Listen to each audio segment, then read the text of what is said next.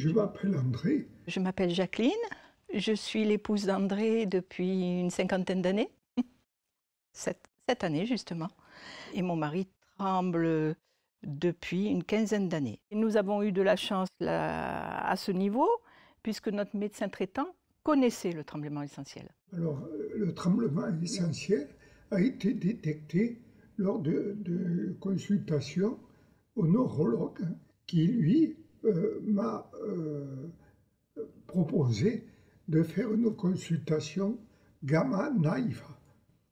Et à la suite de cette consultation, effectivement, j'arrive à, depuis le 6e mois, là, j'arrive à faire un peu. Et j'arrive à écrire, mais en étant quand même un peu cisaillé. Mais enfin, j'arrive. Je ne pouvais plus faire du bricolage éventuellement. Je ne pouvais plus faire tous les travaux ménagers, quoi. Travaux ménagers, quels qu'ils soient. Et le regard des autres, évidemment, au départ, Ouais.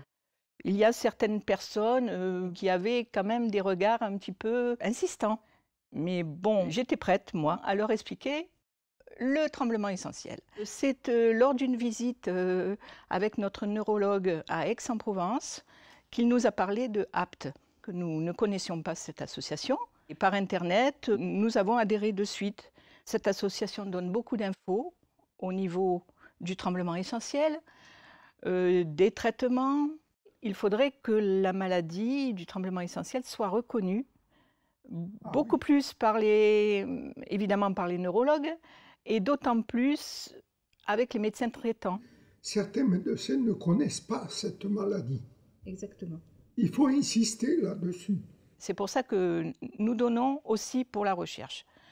Et effectivement, nous voulons aussi que les traitements soient améliorés, traitements médicamenteux, parce qu'actuellement, il n'y a pas de médicaments spécifiques pour cette maladie.